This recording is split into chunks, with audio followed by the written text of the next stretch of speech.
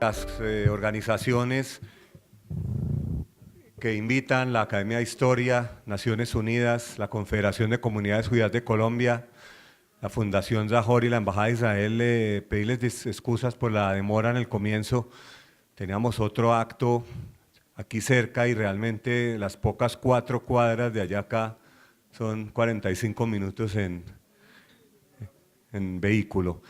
Entonces, para comenzar, agradezco a la Academia de Historia, al doctor Juan Camilo, al doctor Luis por toda la ayuda, por toda la colaboración y el interés en hacer este conversatorio en un sitio que no podía ser más emblemático, la Academia Colombiana de Historia. Obviamente que Colombia, como todos los países del continente, están ligados de una forma u otra al Holocausto. Muchos de los judíos que llegaron a hacer patria acá, a hacer hogar, vinieron debido a lo que estaba ocurriendo en Europa. Sin más preámbulo, doctor Juan Camilo, presidente de la Academia Colombiana de Historia, por favor, dirija sus palabras.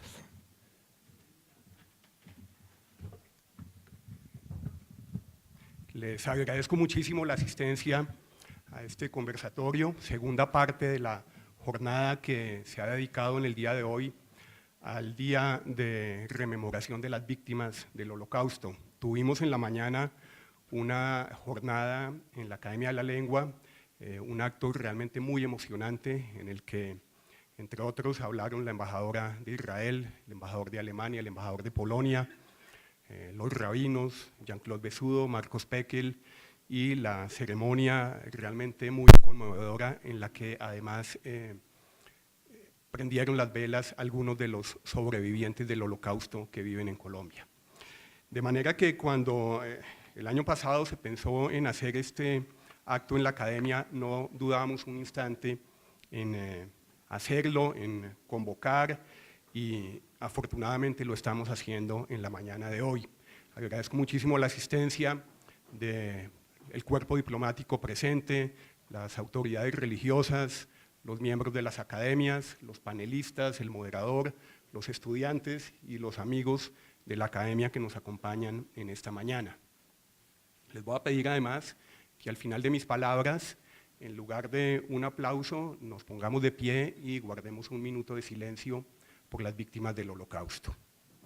Luego de 70 años de la liberación del campo de concentración y exterminio de Auschwitz, de la supresión de los demás campos de aniquilación humana de aquellos tiempos y del fin de la Segunda Guerra Mundial, la Academia Colombiana de Historia acoge en su sede la realización del conversatorio que, bajo la pregunta ¿aprendió la humanidad las lecciones del Holocausto?, se organizó junto con la Embajada de Israel, el Centro de Información de las Naciones Unidas, la Fundación Zahor y la Confederación de Comunidades Judías en Colombia.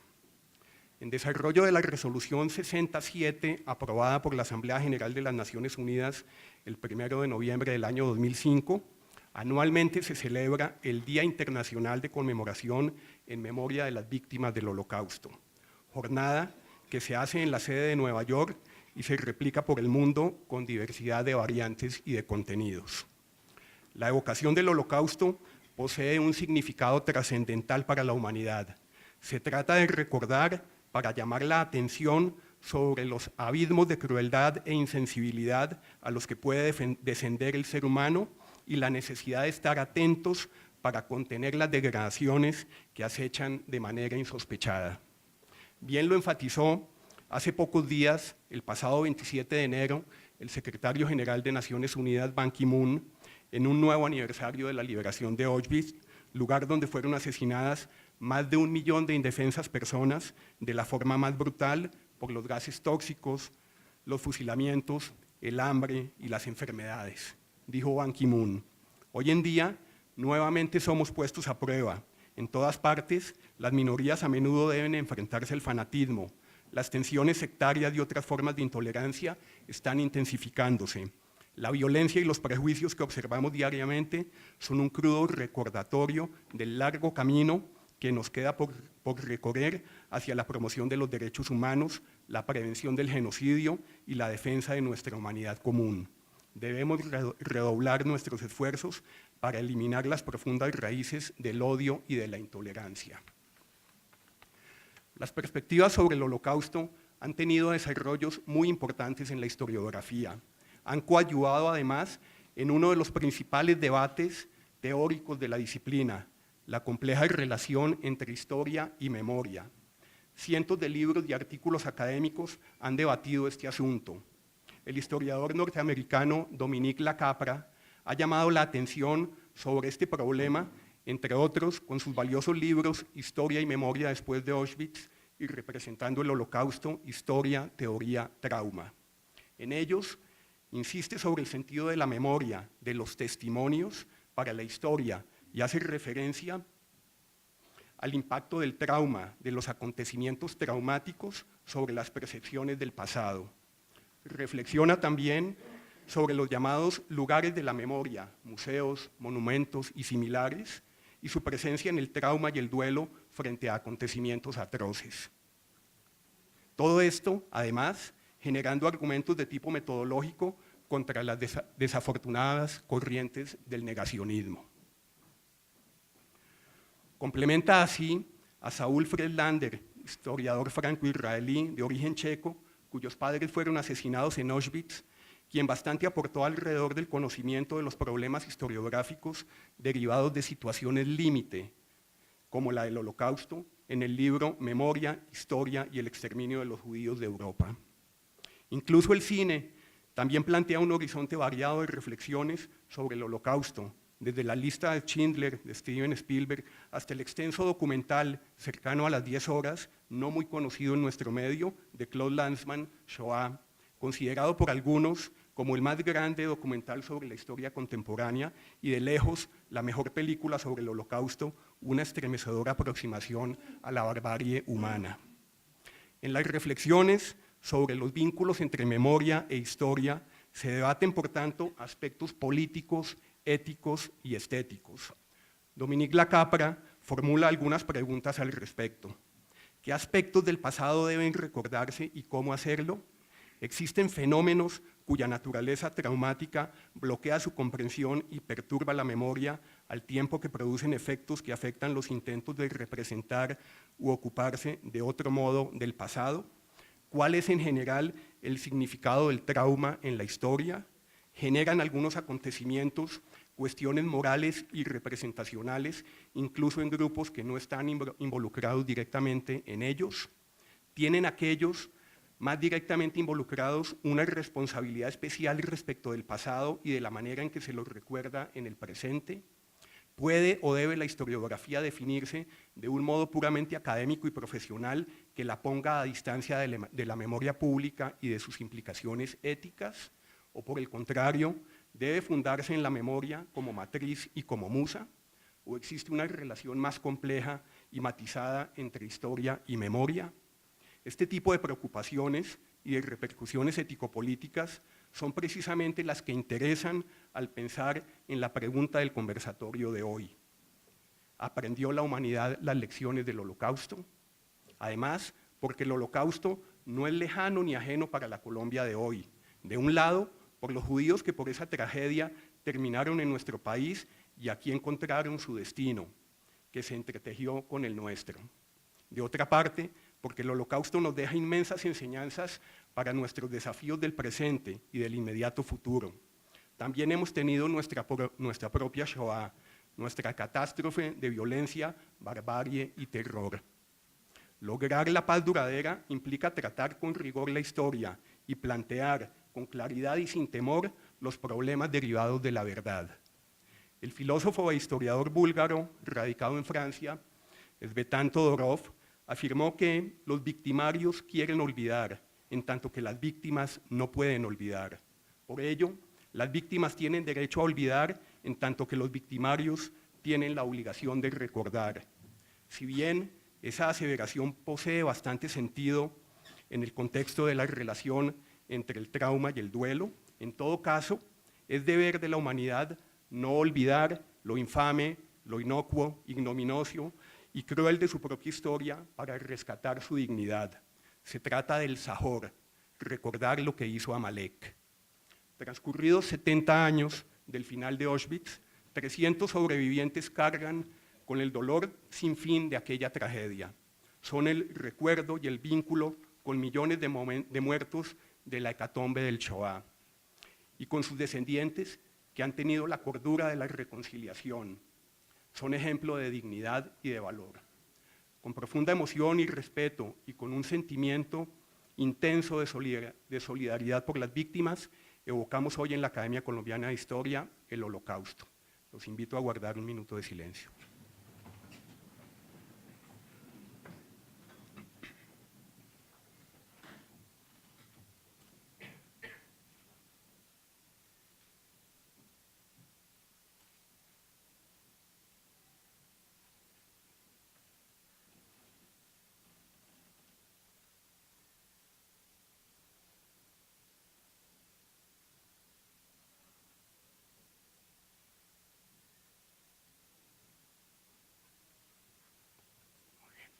Muy bien.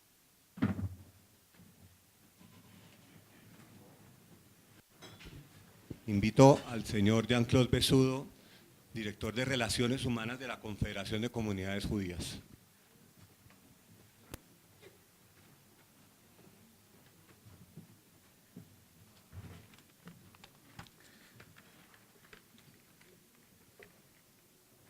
Lecciones del Holocausto. Podrían ocupar una larga e importante lista. El doloroso precio de la discriminación y la intolerancia, la obediencia sin cuestionamientos en donde cumplir órdenes peligrosamente parecería justificar el maltrato, la esclavitud y la muerte, la pérdida de la libertad, vulnerar la integridad de las personas y negar la vida misma con cada uno de sus derechos. La inequívoca enseñanza que deja el silencio, el volverse cómplice, lo que a veces hace más daño que el mismo acto de violencia. La altivez que hace pensar que el color, la religión, las preferencias sexuales o las ideas nos hacen superiores, y todo aquello que terminó, como sabemos, 11 millones de asesinatos, 6 millones de judíos y entre ellos 1,5 millones de niños. ¿Sí aprendimos algo? Lamentablemente lo que nos muestra la historia, la de los últimos 70 años y la reciente, es que borramos los errores y los horrores. Pasamos a una hoja en blanco, que de nuevo estamos llenando con persecuciones, masacres y asesinatos a nombre de nuestras propias creencias. ¿Qué más debe pasar para que cambiemos? Lo que se ha dicho tantas veces, en la educación está la solución. Pero ¿acaso no eran académicos e intelectuales muchos quienes apoyaron el Holocausto? ¿No fueron ellos mismos los que aceptaron sin reparos la quema de libros, la destrucción de ideas, la solución final? No repitamos errores que nos lleven al mismo final. Ya sabemos cuál fue. Tomemos otro camino, démosle oportunidad a la vida.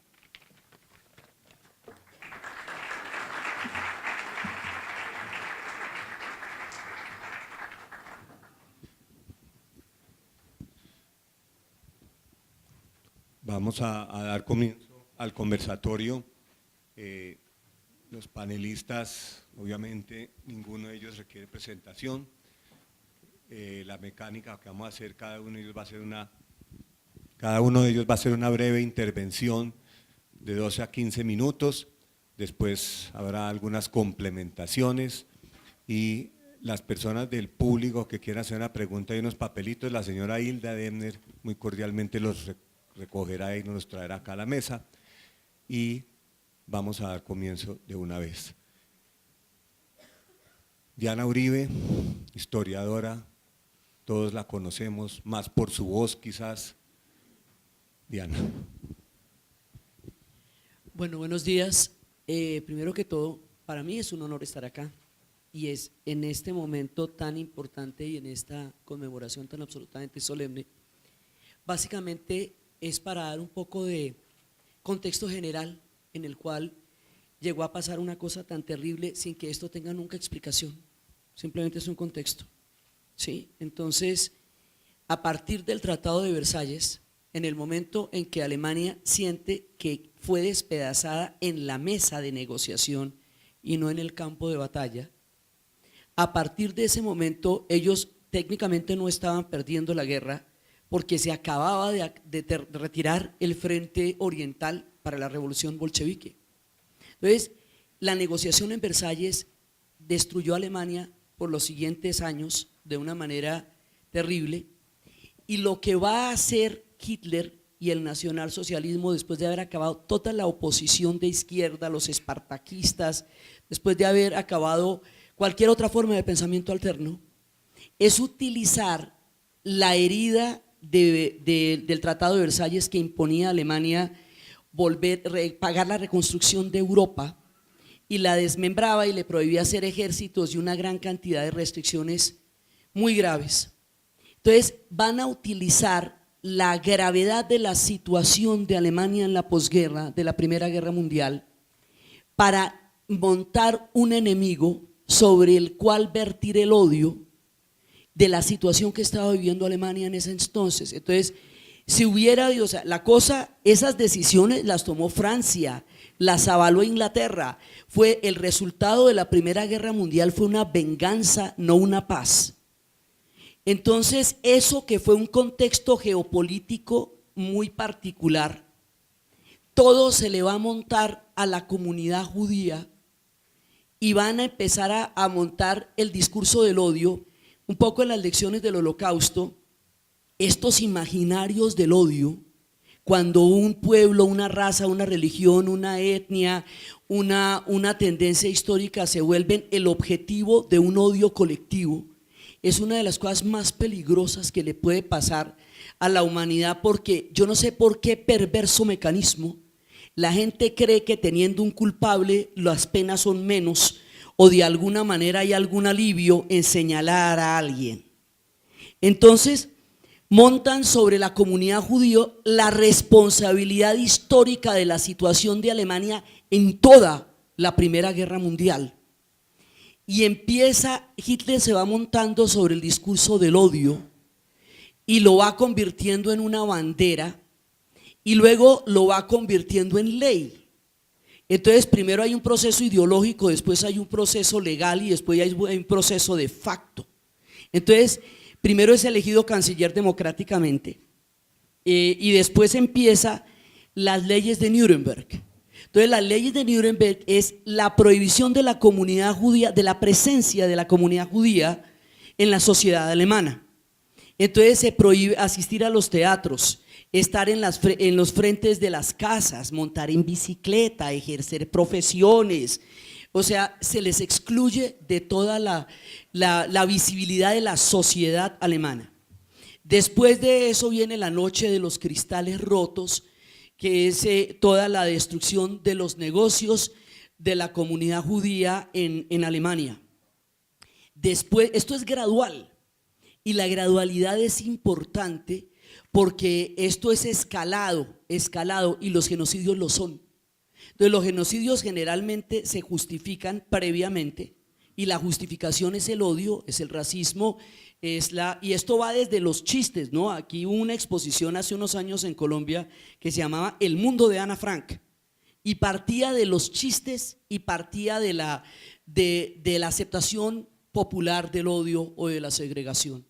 Entonces primero va a ser la sacada de allá, luego empiezan a meterlos en los campos de concentración ya en los 40s, y después de cuando se adopta el terrible nombre de la infamia total, la solución final, y luego empiezan ya los campos de los campos de concentración a los campos de exterminio propiamente, que están regados por todas partes, porque van desde Lituania, pasando por Polonia, cuyo territorio mancharon, haciendo allá los campos de Auschwitz, los campos en Alemania.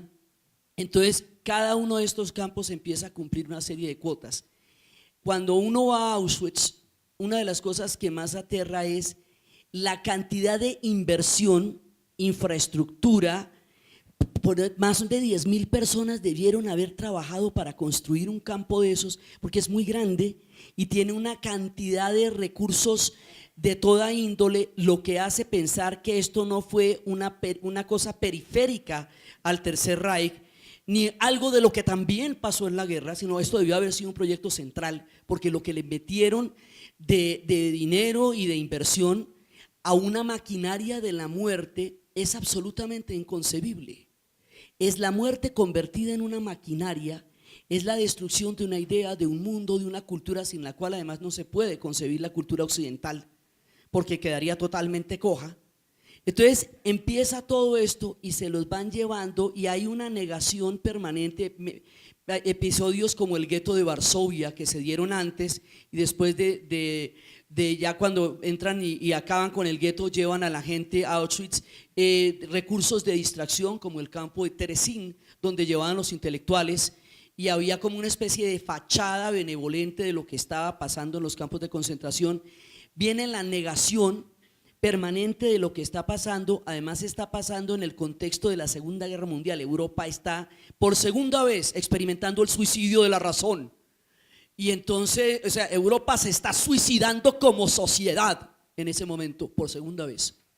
Entonces, esto va sucediendo al interior de un contexto enorme. No podemos olvidar la guerra como artífice de los genocidios, porque es en las guerras donde los genocidios se legitiman. Y entonces, digamos, la guerra misma también es un factor sumamente grave. Entonces empieza todo esto y después el mundo va a mirar con un horror.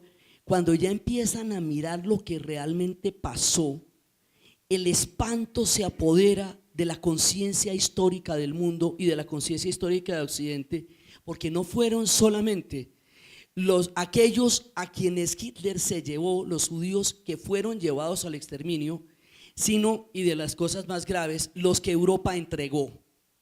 Europa aceptó ponerle una estrella amarilla a la población judía, la denunció y la llevó, y esto pasó delante de mucha gente, ¿sí? Ahora, esto se podía hacer distinto, y ese es el caso de Dinamarca, y ese es el caso de Escandinavia, donde el rey de Dinamarca se puso una estrella amarilla y dijo: aquí todos somos daneses, si se van a llevar a alguien, toca empezar por la corte danesa.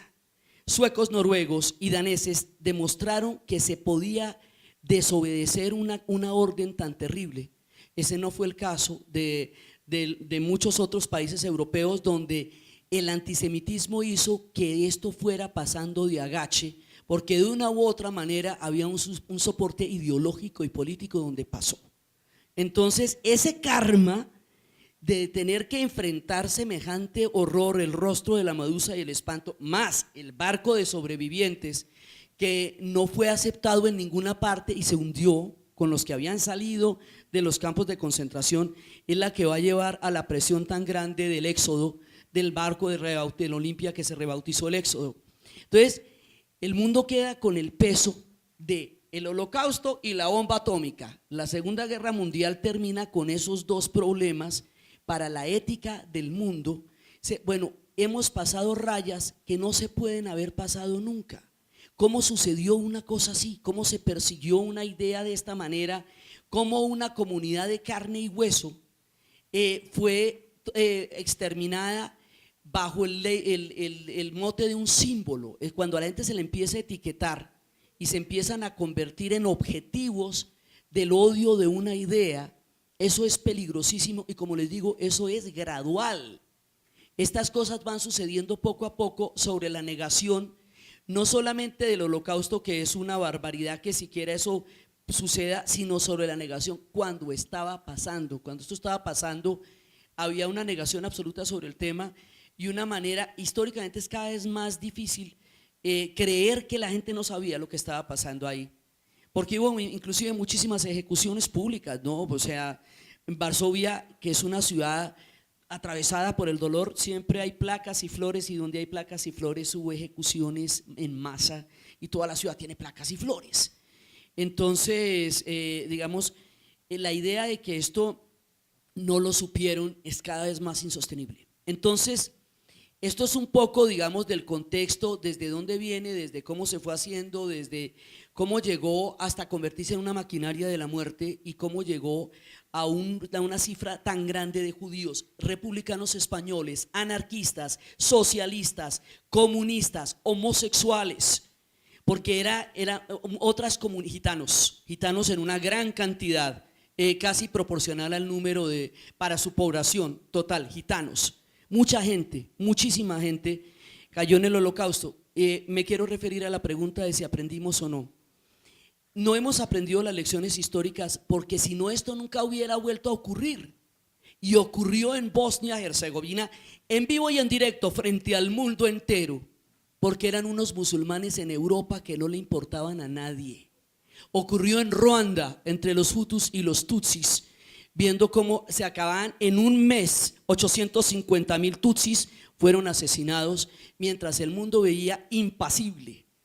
Empezaron a suceder en la época actual, hay genocidios de primera y de segunda línea, según ocurran en países del primer mundo o en pueblos olvidados.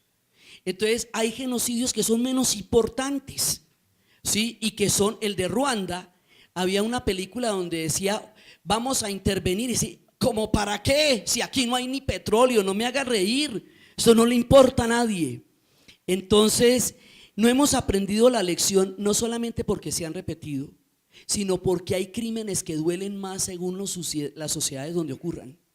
No hemos aprendido la lección porque la comunidad, como conciencia histórica, aún no ha entendido las implicaciones de esto y no ha podido tener un antídoto frente al odio y frente a la idea de tomar a las personas como objetivos o símbolos de una idea que se haga para poder cohesionar alrededor de ella cualquier tipo de proyectos.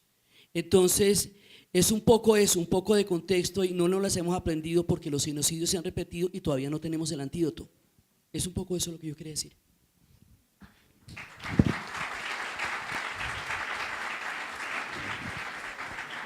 Enrique Santos Calderón fundó la revista Alternativa, para los que nos acordamos de ella, fue director del Tiempo, supuestamente retirado, pero todos sabemos que no. Enrique, por favor. ¿Puedo hablar de...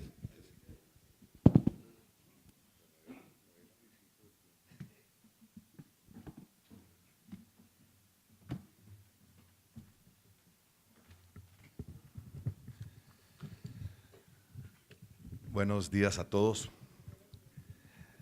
Agradezco mucho a los organizadores del evento la oportunidad de conversar sobre un tema tan fundamental y tan actual. ¿Aprendió la humanidad las lecciones del Holocausto? Es una pregunta complicada, casi imposible de responder objetivamente, porque sería como asumir la vocería del género humano, pero la triste realidad es que a la luz de hoy, de lo que sucede en el mundo, en Nigeria o en Siria, en París o en cualquier otra parte de África, Asia, donde están adelantando estos hechos tan horripilantes, hay que decir que no, la humanidad no ha asimilado a fondo las lecciones del capítulo más negro de la historia de la humanidad, que fue evidentemente el Holocausto. Porque hoy que estamos viendo brotes antisemitas en distintas partes del mundo, surgimiento de movimientos neonazis por todas partes, de extrema derecha nacionalista en Estados Unidos, en Europa, decapitaciones en vivo y en directo del mal llamado Estado Islámico, milicias procristianas que en el norte de África se dedican a eliminar a los musulmanes.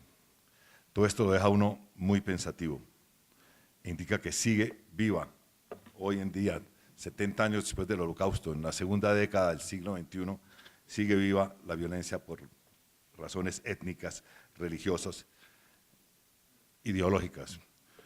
En el mes de noviembre pasado, grupos yihadistas asesinaron a más de 5.000 personas en todo el mundo. Para no hablar de los talibanes que ametrallan a 200 niñas en su escuela, o el Boko Haram que en Nigeria secuestra a las niñas por ir a la escuela y está dedicado a eliminar infieles a como dé lugar. O sea, 70 años después del Holocausto, el racismo, la intolerancia, la xenofobia asoma su horrible rostro por todos lados y eso tiene que producir ciertos escalofríos. En Alemania crece mucho un movimiento originado hace poco en Dresden, el Pegida, que se llama Patriotas Europeos contra la Islamización de Occidente, que recuerda las prédicas de Hitler contra la judaización de Europa. Y desde los acontecimientos de París, de Charlie Hebdo, el Economist sacó una encuesta muy completa a nivel mundial que indica que más de la mitad de los encuestados consideran que el Islam es incompatible con Occidente. Entonces es un poco desolador, porque el mismo crecimiento de la islamofobia en Occidente es muy preocupante. Y nos indica que la humanidad no aprende de sus errores y de sus horrores.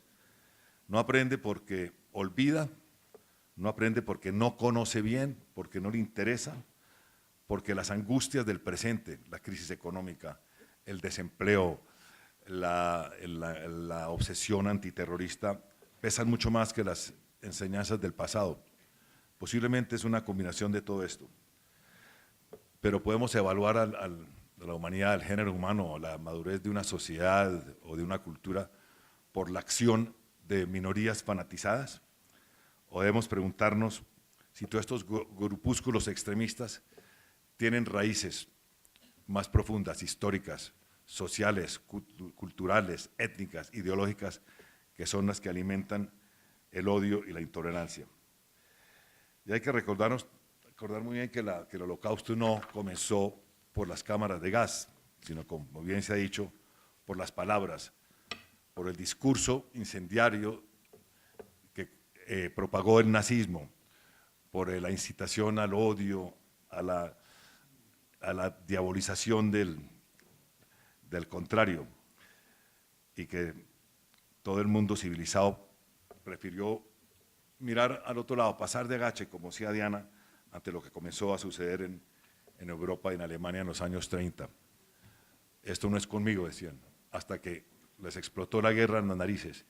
Y durante la misma guerra tampoco se dieron muy aludidos por lo que ya se sospechaba estaba ocurriendo en los campos de exterminio, hasta que las atrocidades brincaron de bulto con la liberación de Auschwitz, de Treblinka, de Dachau, de Buchenwald, y la humanidad vio horrorizada lo que ha tratado de negar, y sobre todo los gobiernos que estaban enterados procuraron minimizar, lo cual nos tiene que recordar también lo que dijo en esa época el dramaturgo alemán Bertolt Brecht, cuando dijo que se llevaron mi vecino comunista y no dije nada, luego vinieron por mis amigos judías y no reaccioné, luego se llevaron a mis amigos católicos y tampoco dije nada, luego vinieron por mí, pero ya era demasiado tarde.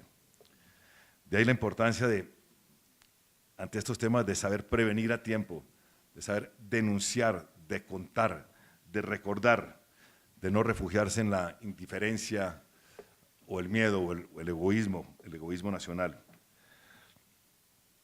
Hoy estamos también celebrando en este año los 100 años del genocidio de los armenios bajo el Imperio Otomán. Y es el día en que todavía el Estado turco no reconoce responsabilidad alguna en el exterminio de más de 1 millón de armenios. Esas son lecciones negativas para tener en cuenta. El tema del Holocausto me llega a mí muy hondo porque desde muy joven comencé a leer sobre el tema de la persecución nazi.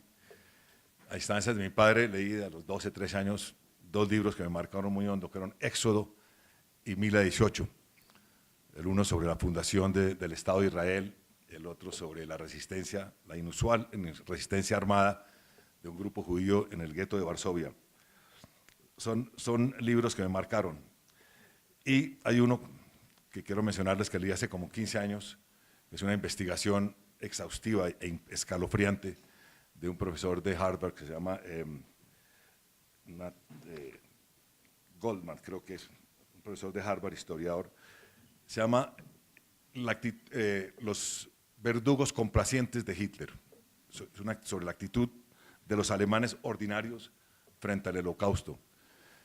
donde señala en una minuciosa investigación de más de 500 páginas, llega a la conclusión de que quienes asesinaron y persiguieron a millones de judíos no eran necesariamente miembros de la SS u oficiales nazis, ni militantes fanáticos del partido nazi, sino alemanes ordinarios de todas las procedencias, y que lo hicieron no por sumisión o por coerción o por intimidación, sino por el sentimiento antisemita tan generalizado, tan profundo y tan virulento que imperaba en Alemania, que llegó a considerar a los judíos como un enemigo diabólico cuya exterminación no solo era necesaria, sino justa.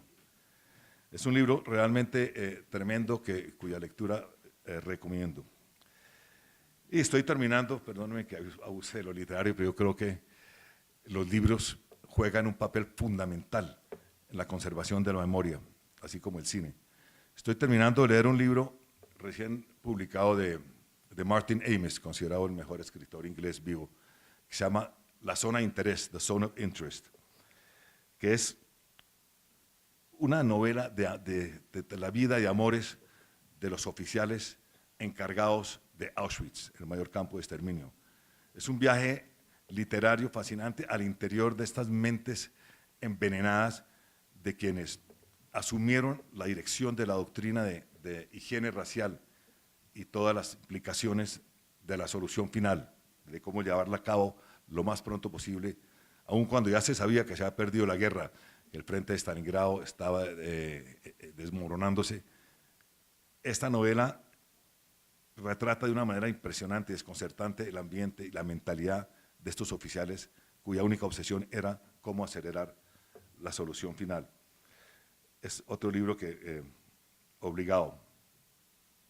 En cine, obviamente, ya he mencionado películas también inolvidables, La lista de Schindler, El velódromo de invierno, El pianista, Sophie's Choice, basada en el libro de la novela tremenda de William Styron sobre la madre judía que tiene que escoger a cuál de sus hijos salva del crematorio. Son la importancia de la literatura y del cine para preservar la memoria, que es fundamental, sobre todo de cara a la juventud de hoy, que no lee mucho y solo ve Facebook y YouTube, y que las encuestas señalan realmente estadísticas espeluznantes de más del 50% de los menores de 18 años en Europa, en Estados Unidos, no saben qué fue el Holocausto, no saben bien qué fue el Holocausto. Los que saben no creen que eso haya sido cierto, o lo más preocupante, no les interesa. Esto sí es una cosa que debe inquietar al mundo, que se vaya a perder la memoria de lo que fue el Holocausto entre los jóvenes, que la próxima generación ya sea simplemente muy vagos recuerdos.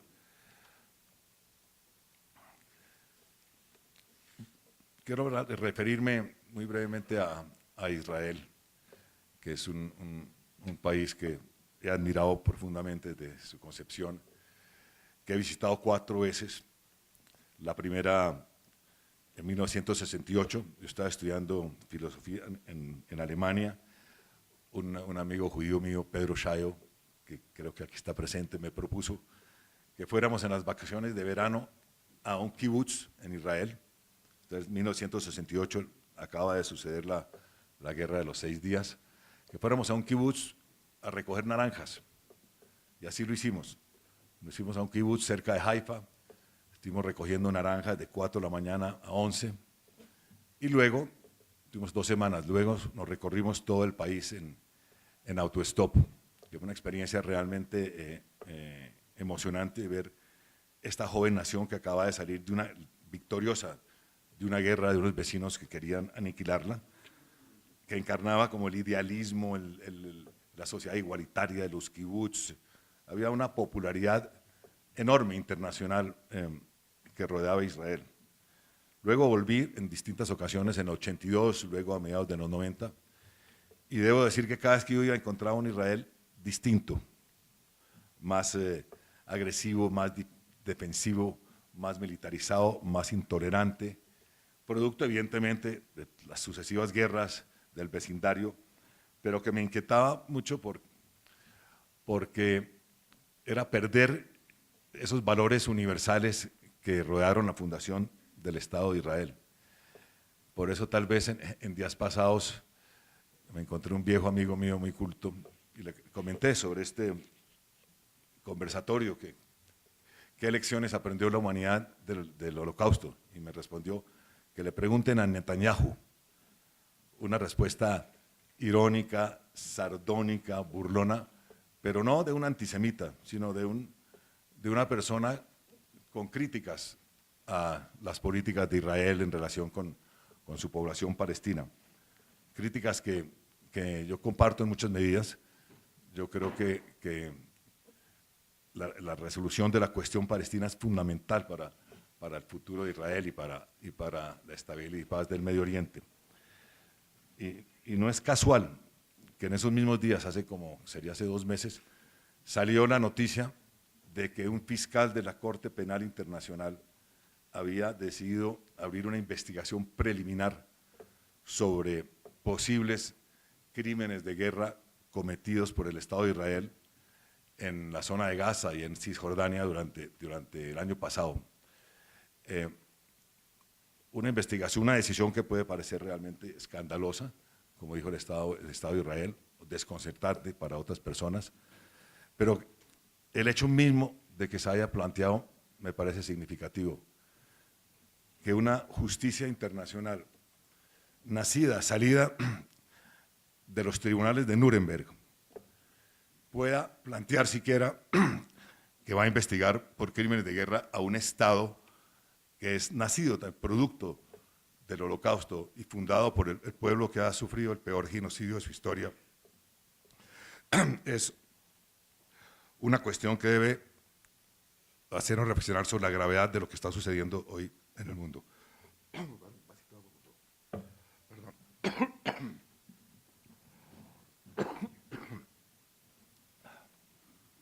Gracias.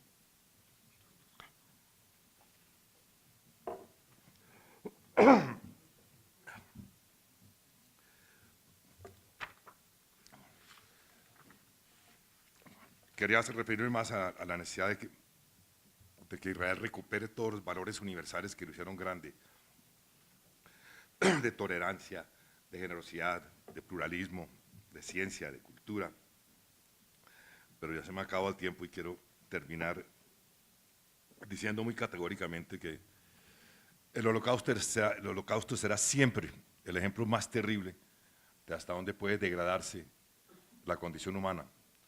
Como dijo Primo Levi, un sobreviviente de Auschwitz, un combatiente antifascista, Auschwitz demostró que sí es posible abolir la humanidad del hombre. Y es inconcebible que se hubiera llegado a estos extremos. Y el nunca más debe ser una consigna que mueva permanentemente a una humanidad que a veces no se siente aludida. ¿Qué hemos aprendido sobre cómo se puede reaccionar hoy frente a lo que está sucediendo? Por eso me pareció tan importante y tan estimulante la manifestación de París de condena a los atentados contra la revista Charlie Hebdo. Fue importantísimo ver a millones de personas en la calle en París diciendo todos somos Charlie Hebdo, todos somos judíos, todos somos musulmanes. Es un mensaje de cómo reaccionar frente a la barbarie, cómo salir de la indiferencia del medio y del miedo, decir aquí estamos y no queremos que esto siga. Esa es la lección de París. Y hay que ser, como dijo el presidente Hollande al otro día, implacables contra el racismo. Y hay que promover la rebelión de los decentes, como ha dicho poco antes el ex canciller alemán Gerhard Schröder, frente a los brotes de neonazismo y antisemitismo en su país. Lo importante es que estas actitudes no se circunscriban a jefes de Estado o a élites ilustradas, sino que sean asimiladas y practicadas por las masas, por el ciudadano del común. Este es el desafío y es muy grande. Gracias.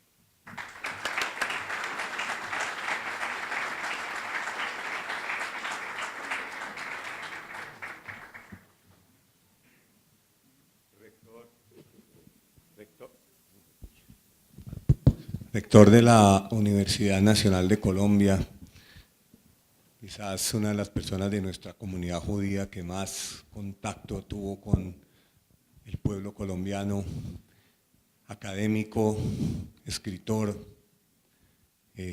también dice que está retirado, Moisés Wasserman. Muchas gracias, un cordial saludo a todos y un agradecimiento a los organizadores por invitarme. Yo me voy a presentar de otro punto de vista. Quien les habla es un hijo del Holocausto, así se ha llamado a mi generación. Mis padres llegaron a Colombia antes de la guerra, ellos se salvaron, pero vivieron unos tremendos años de angustia. Yo tengo una foto de mi madre en el año 1944 en una manifestación en Bucaramanga con un cartel que decía que los nazis habían matado a 2 millones de judíos.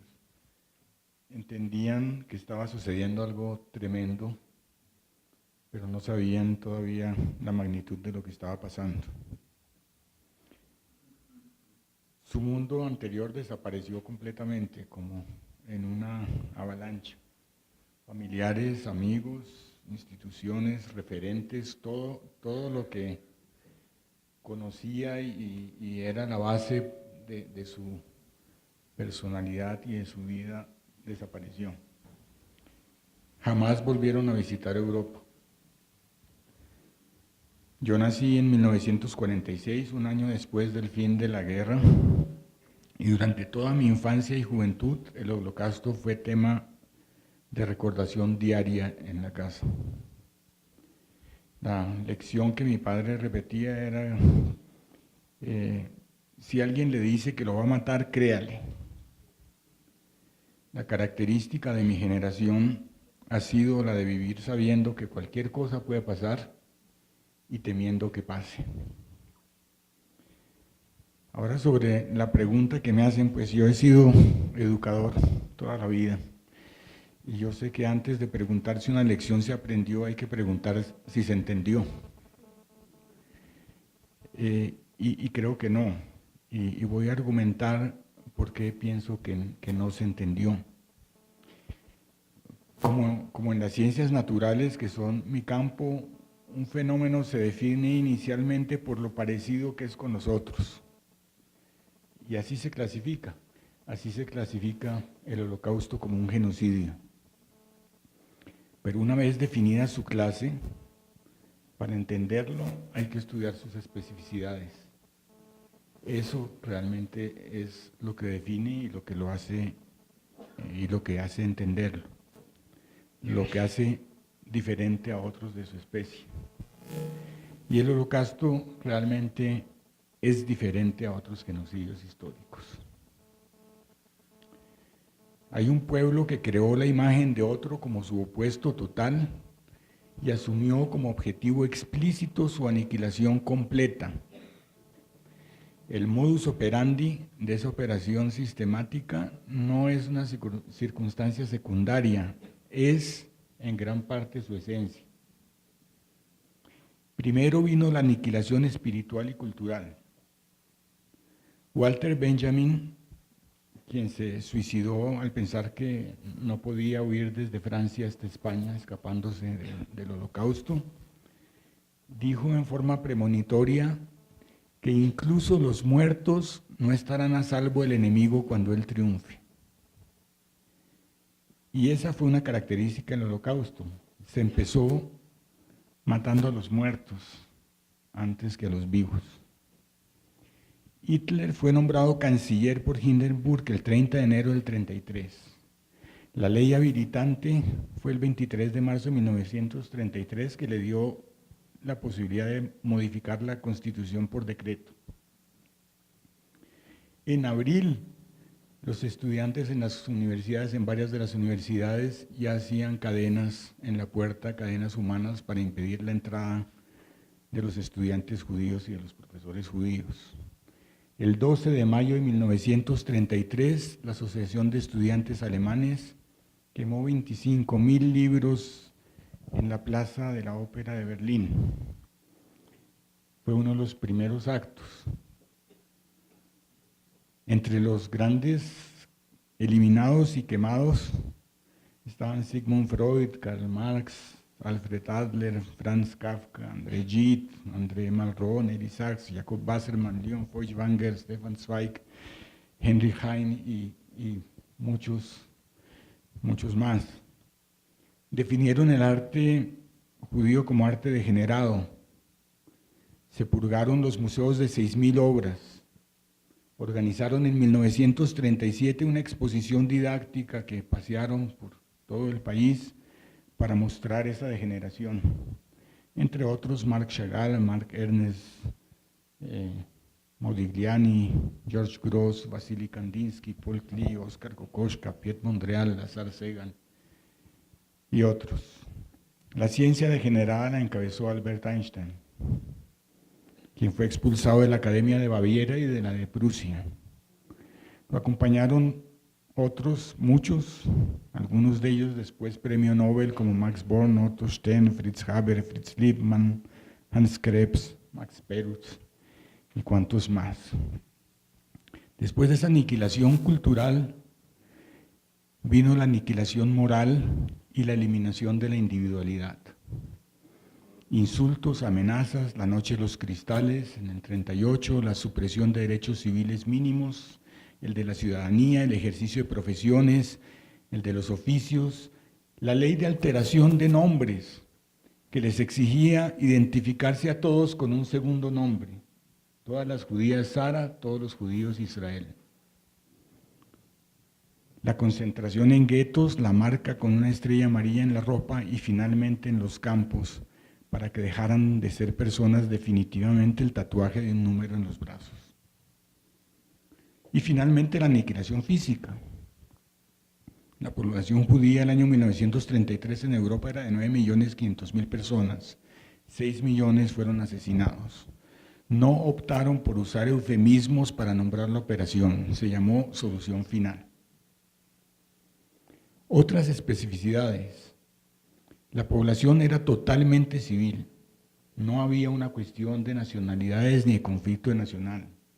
El judío alemán se parecía más a un alemán que a un judío búlgaro. No era la religión el motivo de persecución. La conversión no era una salida posible.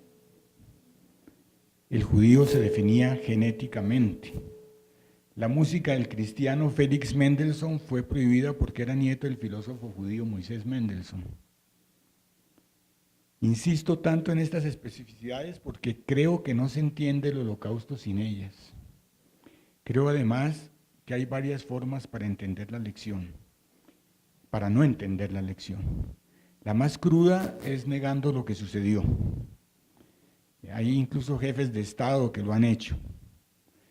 Eso es refutable y por refutable yo lo siento de menor importancia. Hay otra forma que es simplemente el desconocimiento, y Enrique ya lo mencionó, tenemos una generación que no estudia la historia. Y la tercera es la trivialización, el desconocimiento de las especialidades, la confusión de los males como si todos los males fueran iguales y fueran equivalentes. A cualquier político se lo puede llamar nazi hoy en día. En un conflicto nacional las partes se acusan mutuamente las unas a las otras de que son nazis y de que hicieron un holocausto. Lo mismo sucede en las persecuciones religiosas. Todos los fenómenos de violencia son condenables, son muy condenables, pero no son nazismo. Una forma de negar el holocausto es convertirlo a posteriori en algo diferente a lo que fue. Se puede ser negacionista declarando que no sucedió lo que sucedió, pero se es negacionista también suavizando los relatos y equiparando lo que no es equiparable. Ahora sí la pregunta, ¿si aprendió la humanidad? Ha habido después varios genocidios, entre ellos unos me parece que son comparables en algunas de las características de destrucción sistemática de un pueblo. La explosión de violencia en la vieja Yugoslavia con la limpieza étnica de Srebrenica y Bosnia, sin duda. el exterminio de la población Tutsi por los Hutu en Ruanda, el exterminio sistemático de los negros cristianos por el grupo extremista de los Janjaweed en Darfur, Sudán. Pero para decir la verdad, yo tiendo a estar de acuerdo con el filósofo Karl Popper, quien por cierto se salvó del Holocausto al huir de Austria a Nueva Zelanda. En su argumentación, en sus libros, La pobreza, el historicismo y la sociedad abierta y sus enemigos, él afirma que no se aprende de la historia. No en el sentido de que se puedan producir hipótesis generales que permitan predecir lo que va a pasar. Cada hecho es diferente, no hay hechos históricos, humanos que se repitan, y en ese sentido pues no es posible aprender.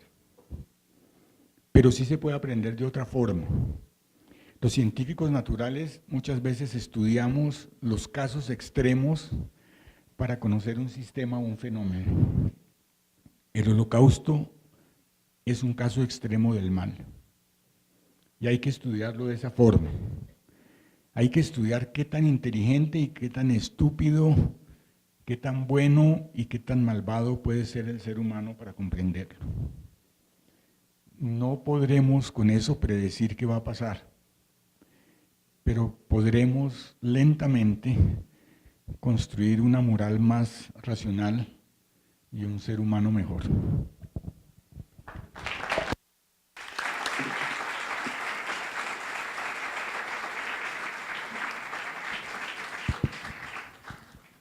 Nos deleitó por años con su columna Reloj, luego hizo el Cambalache a Cambalache, y luego se retiró, como todos aquí parecen que están retirados, pero Daniel Samper.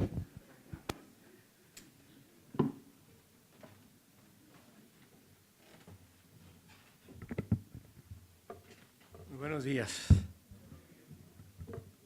Cuando fui invitado amablemente a esta mesa redonda y vi los compañeros que tenía, me di cuenta de que la única salida por la que podía optar era hablar de último, de manera que ellos ya habrían cubierto brillantemente el tema que es materia de la convocatoria, y hacerme una pregunta distinta.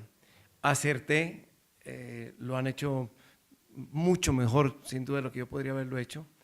Y la pregunta que me hice fue, ¿qué lecciones deja el Holocausto en Colombia? Pero para saber eso, tuve que hacerme otra pregunta. El Holocausto de los judíos, ¿pero sabemos quiénes son los judíos en Colombia? Y eso me hizo formularme la tercera pregunta. ¿Y estos judíos que hay en Colombia, quiénes son? ¿Son colombianos o no son colombianos? ¿Qué tiene que ver el Holocausto a través de los judíos y a través de los judíos colombianos con Colombia? ¿Le dejó alguna lección a Colombia, al judío, en el Holocausto de los judíos? Procurando responder a estas preguntas, desarrollé pues un pequeño esquema que es el que intentaré llevar a ustedes en la medida que el tiempo y la dictadura de nuestro jefe de mesa lo permita. Me propongo hacer un pequeño retrato de los judíos en Colombia. Empezaré por algunos recuerdos personales que nos muestran lo que un colombiano cualquiera, el señor Daniel Samper Pisano, nacido el año en que termina la guerra, puede saber o pudo saber en su infancia sobre los judíos y los judíos en Colombia. ¿Cuándo surge el racismo? Me pregunto eso, ¿cuándo surge el racismo? Los judíos en Sefarad, es decir, en España, un poco en Portugal. Los judíos en América. Las oleadas migratorias de los judíos a Colombia. ¿A dónde y cuándo llegan? La Inquisición que tuvimos en Colombia como colonia española. El antisemitismo oficial de los años 30, seguramente una de las páginas más lamentables de nuestra historia. Las presiones de los comerciantes contra los judíos. El antisemitismo de algunas figuras conservadoras. El cambio de actitud que se puede haber producido. La normalización de la presencia judía en la sociedad colombiana. Y finalmente, ¿qué lecciones nos dejó? Trataré de hacerlo con alguna brevedad, pero no puedo escaparme de la primero, que es contar un poco mi percepción personal. un señor nacido en Colombia en el año 45. Le repito, ¿qué podía saber? ¿Cómo podía saber quiénes eran los judíos? ¿Cómo pudo llegar a saber algo sobre el Holocausto? Esto es importante saberlo porque más adelante les llegaré a las conclusiones. El primer recuerdo que yo tengo, que es muy triste, de la presencia de extranjeros en Colombia de una manera rechazable, data, calculo yo, del año 53, 52, 53, porque aún vivía en la calle 71, donde está el Teatro Nacional, que Fanny Mickey refundó a partir de los restos del Teatro Chile, donde muchas veces fuimos a cine escapando del colegio. Había una panadería que se llamaba La Real Danesa, a lo mejor alguno de ustedes conoció a La Real Danesa, que quedaba arribita de la carrera 9 con la 72. Saliendo un día de La Real Danesa, que estaba acompañando a la muchacha a comprar pan, se produjo un incidente que no sé por qué surgió entre un señor evidentemente extranjero, es decir, se parecía a mí, digamos, es decir, era tipo blanco, ahí no era el prototipo del colombiano, y un colombiano que tenía carro, es decir, no era un colombiano, digamos, del montón, y mucho menos en esa época. No sé qué pasó, pero recuerdo las palabras exactas, que no las repetiré tan completas aquí porque es la Academia de Historia, no de la lengua, en la de la lengua lo habría dicho, que le dijo: polaco HP, váyase para su tierra. Nunca se me olvidó esa frase, nunca se me olvidó, fue el primer contacto que yo tuve con la realidad de que había personas extranjeras en Colombia que provenían de otra tierra y que alguien quería que se regresaran para allá por algo. De ahí en adelante, en mi infancia aprendí mucho más sobre lo que hoy es tema de la conversación. Fui a un colegio laico, Gimnasio Moderno, donde siempre tuvimos amigos de distinta índole, había negros, había blancos, había judíos. Yo ahorita mismo no podría decirle cuáles de los amigos míos de apellido extranjero eran judíos o no, algunos sí, Lotman, los Gut, etcétera. Pero en ese colegio la única diferencia entre ellos y los demás es que a la hora de la misa de los viernes ellos jugaban fútbol, lo iban a la biblioteca y nosotros íbamos a misa, miren ustedes.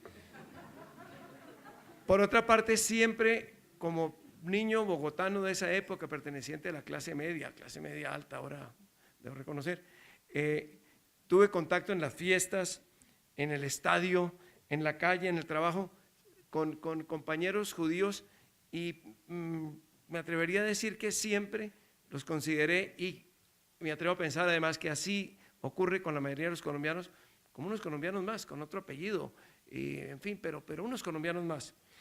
Mi primer toque realmente emocional que me llevó a entender lo que era el Holocausto o a empezar a entenderlo fue la película de Ana Frank en 1959, aparte de enamorarme perdidamente de Millie Perkins, la actriz a la que le escribí cartas y ella me contestó, les quiero contar.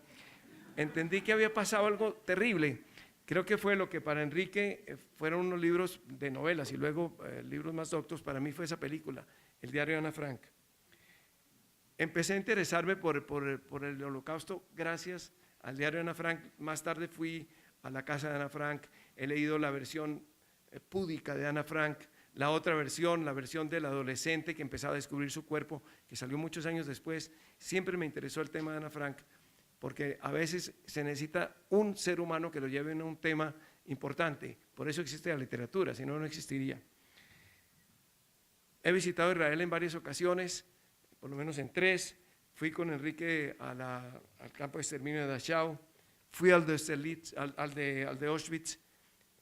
Decir que uno sale impresionado de esos campos es repetir lo obvio, pero es imposible no ver la presencia de la muerte aún allí. El famoso poema de don Francisco de Quevedo, y no hubo cosa en que poner los ojos que no fuera recuerdo de la muerte. Eso es Auschwitz, ¿no?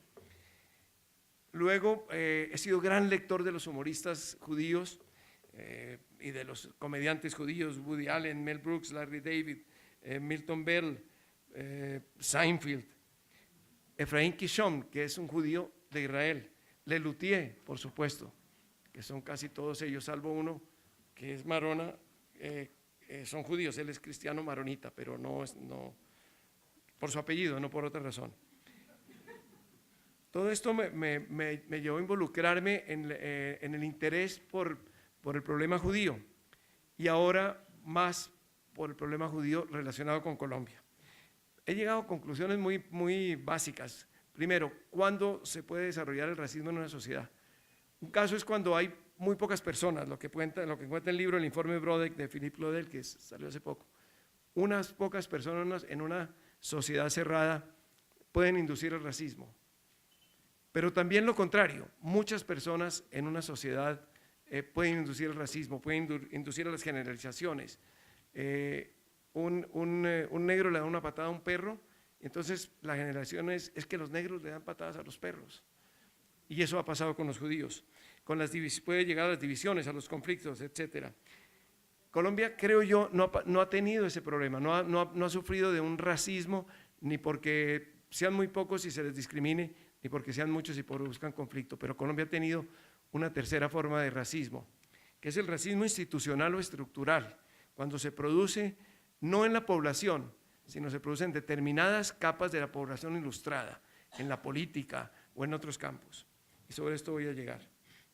La historia del pueblo judío en Colombia es poco investigada. Adelaida Zurdir lo dice en un libro muy interesante que ha publicado, y si alguien está interesado en la bibliografía que tengo sobre lo que voy a decir, después se lo suministro.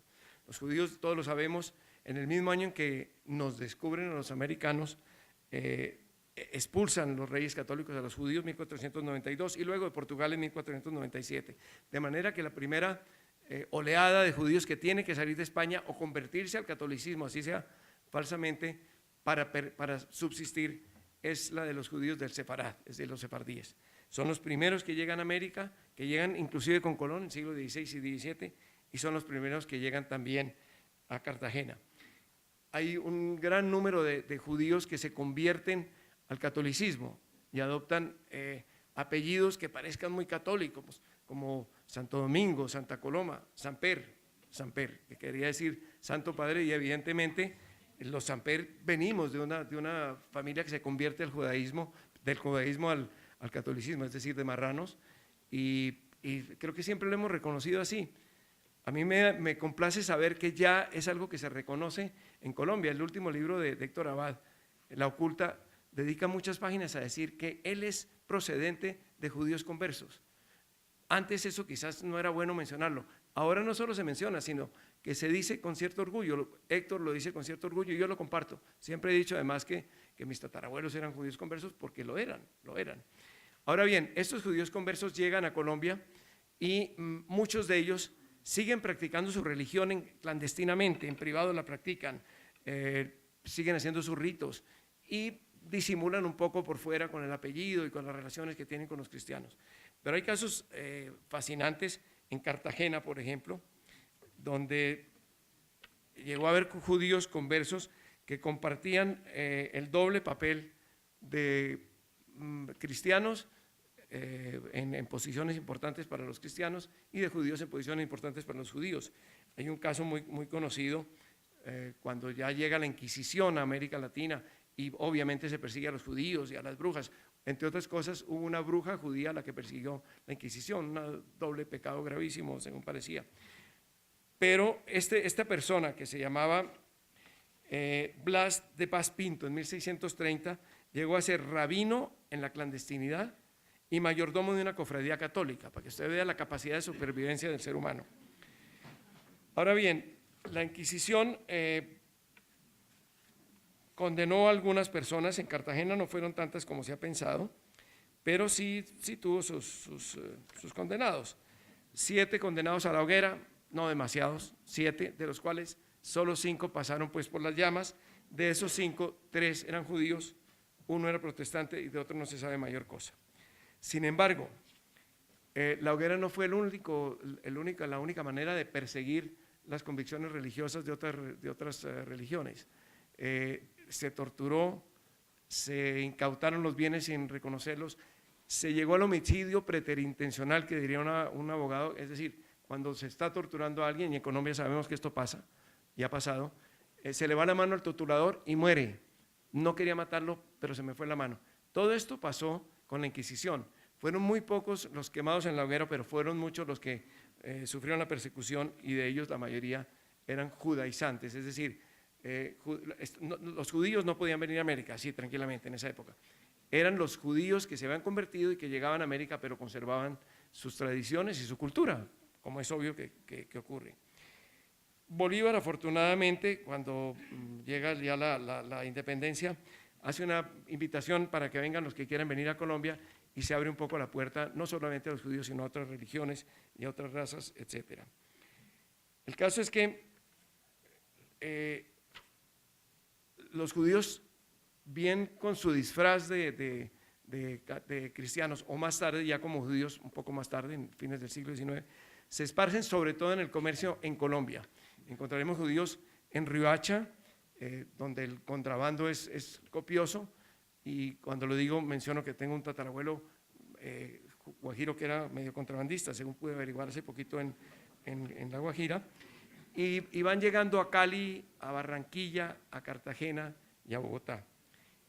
Cuando aparece el siglo XX, que debuta con una guerra y sigue luego con otra, se produce una nueva oleada judía a Colombia, que ya no son los sefardíes, sino son los eskenazis, es decir, esos polacos que yo oí mencionar cuando tenía 11 años de edad. Empiezan a llegar poco a poco, huyendo primero de la Primera Guerra y más tarde de la Segunda. Y lamentablemente se produce en los años 30 y 40 esto que yo he denominado como el racismo institucional, que no tocó afortunadamente al pueblo, pero sí llegó a afectar a las clases dirigentes de Colombia. El primer caso, muy conocido, muy citado, es el del canciller Luis López de Mesa, a quien sería difícil no calificar de racista, canciller tristemente liberal y de un gobierno muy liberal como fue el de Eduardo Santos, que sin embargo por influencias de diversa naturaleza que están más o menos estudiadas y que no puedo detenerme a comentar, da órdenes de poner todas las trabas humanamente posibles a las visas de nuevos pasaportes a elementos judíos. Esto en el año 39, cuando ya Hitler había empezado a perseguir judíos en Alemania. Y en 1941, cuando ya estaban funcionando varios campos de estos, el encargado de negocios en Berlín propone, de Colombia, ¿no?, propone hacer constar en las visas de judíos que no podrán aceptar empleo ni hacer negocios en Colombia sin permiso del gobierno. Germán Arciniega cita un caso dramático, que fue el del historiador y escritor Stefan Zweig, judío, que pide una visa para entrar a Colombia con su mujer y la visa se le posterga, se le aplaza hasta que él muere, se suicida en Brasil esperando la visa colombiana. Y hay más casos parecidos. Los judíos que logran entrar, sobre todo se vinculan al comercio, lo que suscita la envidia profunda de los comerciantes colombianos que hacen un grupo de presión para castigar a los judíos. De este modo se vinculan a la economía colombiana y traen el crédito. Es una historia, la historia del crédito de los judíos que iban con sus maletas hablando mal el español y logran convencer a las amas de casa de que compren y les paguen después. Es fascinante, pero tampoco hay tiempo para eso. En 1942, cuando ya estaba muy claro quién era Hitler, desgraciadamente se produce un fenómeno de rechazo a los judíos a través de una de las ramas del Partido Conservador, Laureano Gómez, a quien no se puede dejar de calificar de racista como a Luis López de Mesa. Tiene unos discursos sobre la masonería en la cual castiga a los judíos, que realmente son una vergüenza para los colombianos. Yo los invito a los que lo lean, tengo los apartes, pero no habría tiempo para eso. Pero en uno de los párrafos dice, pronunciado aquí cerca en el Parlamento de Colombia, dice: la enseñanza de la historia es que cuando el fenómeno se presenta, es decir, cuando aparecen muchos judíos, no hay sino dos soluciones: o la entrega de la nación a los judíos o la expulsión de los judíos. Obviamente él era partidario de la segunda solución. Los judíos finalmente se integran a Colombia, aunque en el año 1950, cuando ya se sabía qué había sido el Holocausto, ya nadie podía decir que ignoraba lo que había sido el Holocausto.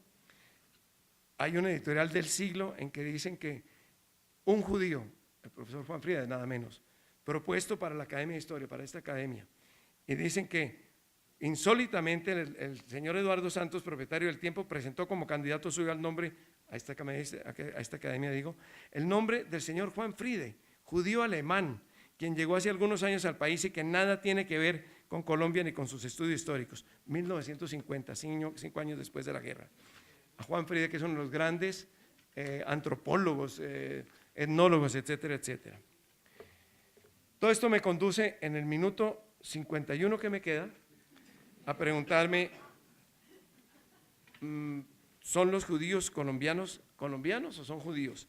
Les voy a contestar con una imagen nomás, tengo muchos más argumentos, pero no tengo tiempo.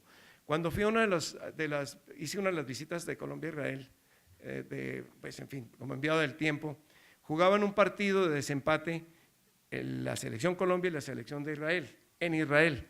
El empate o el triunfo le permitía a Colombia pasar a la Copa Mundo.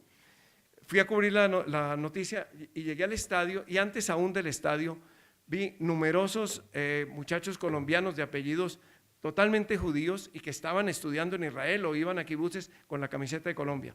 Estuve hablando con ellos y les dije, bueno, pero ustedes irían por Israel o por Colombia. Dije, pero por Colombia, si es que nuestra patria es Colombia, no Israel. Eran colombianos como todos nosotros, como los que están allá afuera, como los que creen que los judíos no son colombianos. Eso me mostró que ha habido evidentemente una asimilación de los judíos colombianos a Colombia y de los colombianos a los judíos. Este es apenas un detalle para decir que en Colombia evidentemente negacionismo del holocausto, y vamos a la última pregunta, la pregunta fatal, aprendimos algo. En Colombia negacionismo del holocausto es muy extraño que lo haya, yo no lo he visto por nadie que tenga la cara de sostenerlo. Indiferencia mucha, pero sobre todo ignorancia, Y al respecto, quiero leerles unas palabras de Hans Ungar. Ustedes conocieron a Hans Ungar, que tuvo que refugiarse en Colombia, fundó la librería Central, fue muy importante para la cultura y para la difusión de las artes visuales, y a él le preguntan si cree que en Colombia hubo realmente un rechazo al holocausto, y dice, aquí, dice él, nunca se supo de los campos ni de la persecución contra los judíos. Si había rumores, los alemanes las acallaban argumentando que se trataba de propaganda judía y proamericana. La situación evidentemente ha cambiado por distintas causas, una de ellas que ha cambiado la posición de Estados Unidos, otra razón que la difusión del holocausto pues ha llegado a por lo menos a ciertas clases informadas, que hay una generación asimilada de judíos colombianos, a los que los colombianos seguramente miran como tales, que han influido muchísimo los judíos en las artes, en la literatura, en la escultura colombiana. En la política menos, el primer judío que llega a un cargo político es un ministro, Morris Harf, en el año 96 más o menos. Ahora está John Sudarsky, amigo de muchos de ustedes, amigo nuestro también, que ha llegado al Senado, lo cual muestra hasta qué grado ha habido una asimilación del judío en Colombia. Es decir, Colombia no es un país donde uno pueda temer que pueda haber algo parecido a lo que hubo en Alemania, evidentemente, pero hay razones para pensar que el tipo de discriminación que se dio en Alemania, el tipo de empleo de las creencias de las mayorías contra las minorías a través de la violencia, sí podría darse, y de hecho nuestra historia pasada y presente se parece a eso. Gracias.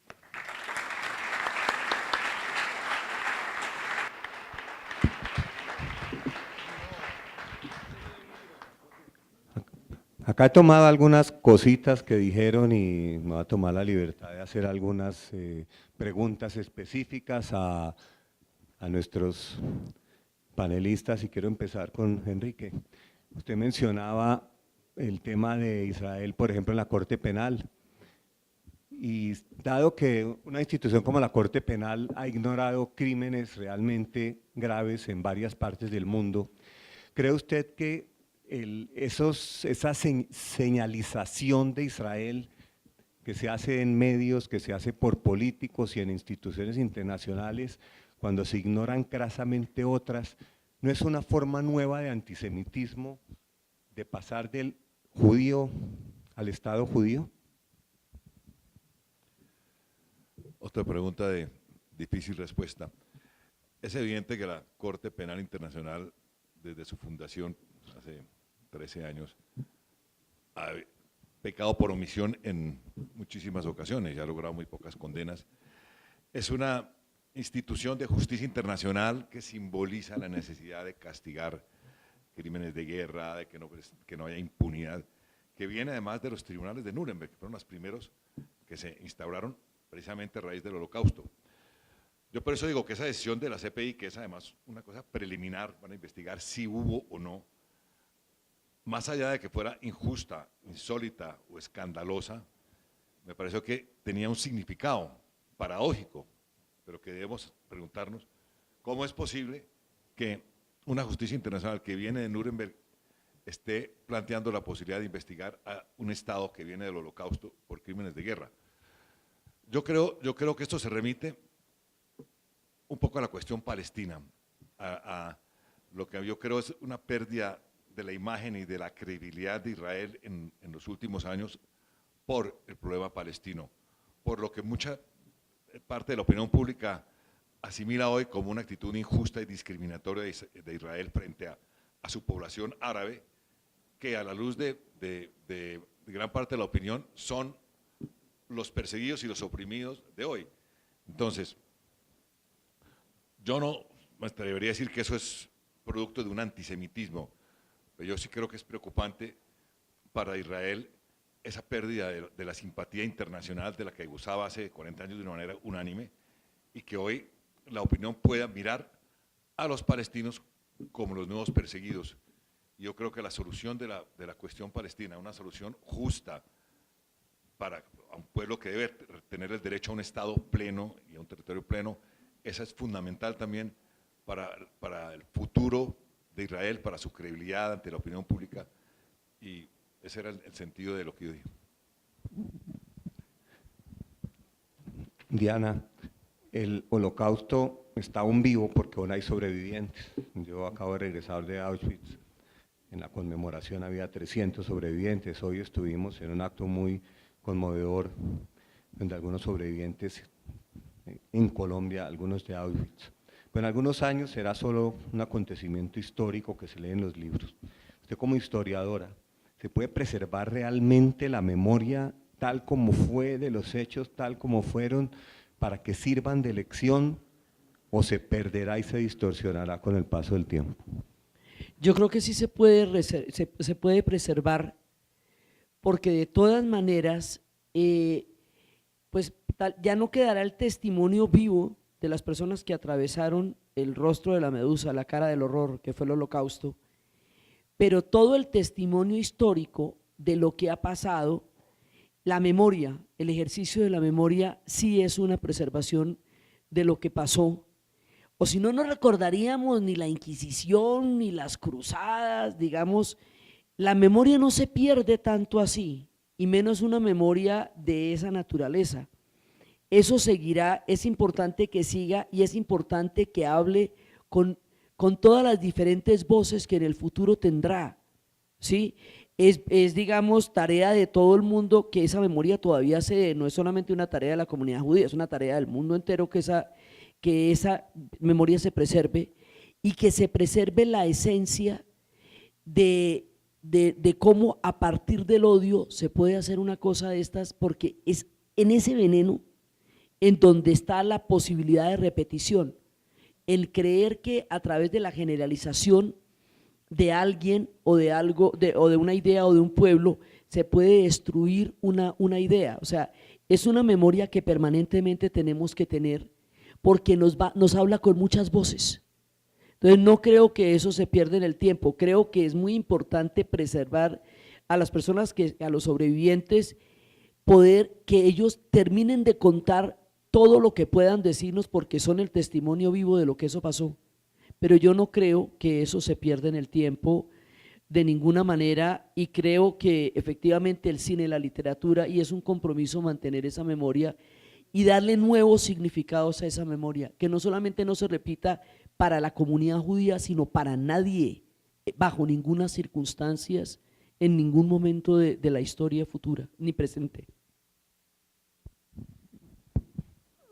Moisés, yo creo que usted fue claro en lo que quiso decir, pero quiero hacer una pregunta respecto a lo que usted dijo, a ver si es tan contundente. El Holocausto fue realmente una industrialización perfecta de la muerte. Como le decía una víctima italiana, en Auschwitz no se mataba, Auschwitz era una fábrica de cadáveres, eso es lo que era. Usted mismo dijo, la muerte murió primero. No había otro fin, allá se llevaba gente para ser aniquilada industrialmente. Cuando hacemos este tipo de conversatorios o actos, llegamos siempre a Ruanda, llegamos a los Balcanes, llegamos a Camboya, quizás a Siria. ¿Es realmente el Holocausto comparable? ¿En qué puntos es comparable y en qué puntos realmente no se puede comparar?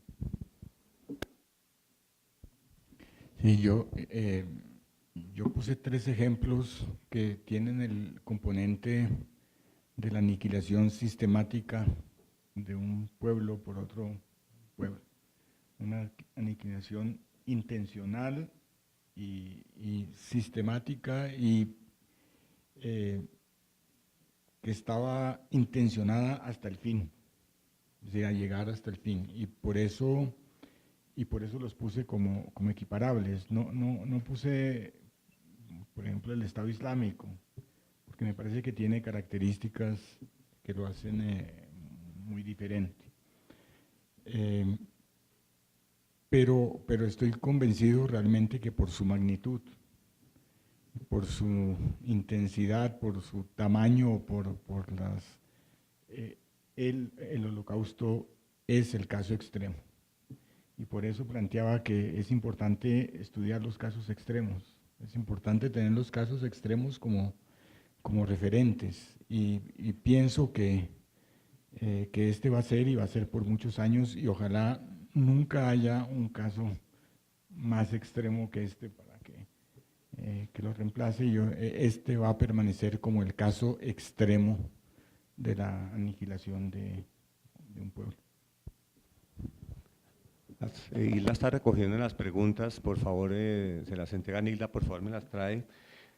Daniel, el libro Mi lucha apareció en 1925. Ahí Hitler decía claramente, quizás parafraseando a Streich, que los judíos son nuestra perdición. Y hablaba claramente lo que iba a hacer con los judíos. Sin embargo, llegó al poder, empezó a hacer lo que dijo que iba a hacer y nadie hizo nada. El odio pasó del papel a los hechos y quizás nadie le creyó. ¿Qué hace uno cuando uno ve en el papel ese odio para evitar que llegue a los hechos que llegó?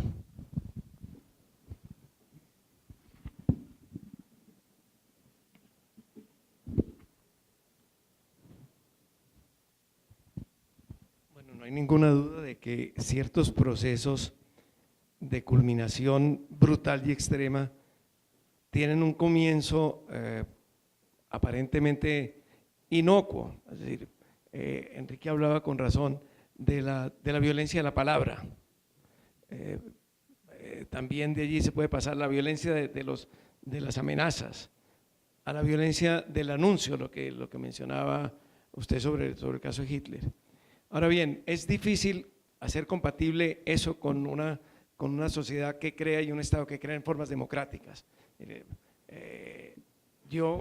A mí no me pueden tachar de antisemita, pero me parece que es un error en Europa, donde vivo, que algunos estados consideren que un artículo de un señor en que niega el holocausto, y me parece una barbaridad negarlo, lo puede llevar a la cárcel. A mí me parece que eso es un error. Yo creo que ese tipo de debates no se pueden dar de esa manera, y creo que la palabra tiene que tener un ámbito, y el problema es en qué momento el ámbito de la palabra se desborda y empieza a provocar determinado tipo de actos o de reflejos o de acciones. Para eso existe algo que se llama el Código Penal. Yo creo que el Código Penal nos protege en algunos casos de esto, pero a mí me parecería muy, muy peligroso sacrificar la posibilidad de una vida democrática de intercambio de ideas solamente para suprimir aquellas que nos parecen muy peligrosas. Cada quien tiene las ideas que le parecen peligrosas y nadie sabe dentro de cuántos años aquella idea peligrosa en qué degeneró. Ahora bien, hay muchas cosas que sí indican que se está produciendo, no un holocausto, porque es decir, es un caso extremo como Moisés lo dice, pero sí que se está produciendo un atentado contra las minorías. Los judíos eran una minoría en Alemania, eran una minoría en España, eran una minoría en Portugal, cuando fueron perseguidos y cuando se estableció que podían ser llevados a la hoguera. Ahora bien, hay que defender esas minorías y en circunstancias determinadas el ataque a una minoría es el ataque a todas las minorías. Esto sí es algo que se debe defender en una democracia. Y en Colombia estamos viendo cómo de muchas maneras se les niega sus derechos a las minorías. Se les negaron a las minorías judías en otros lugares, en otros tiempos y ahora mismo en algunos. Aquí se les puede estar negando a las minorías sexuales, a las minorías políticas, a minorías religiosas. De manera que ese es el terreno en lo que compete con Colombia, en que hay que cuidarnos. Moisés mencionaba la quema de libros en la Alemania de Hitler.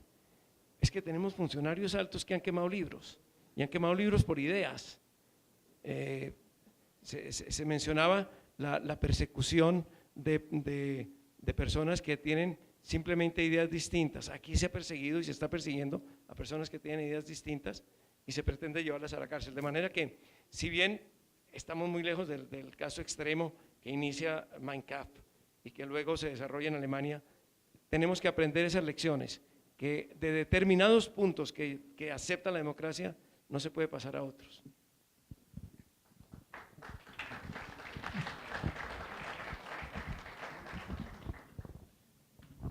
Enrique, de las preguntas que hay acá, y una que se me viene a mí, usted mencionó también el tema del genocidio armenio, que poco sabemos.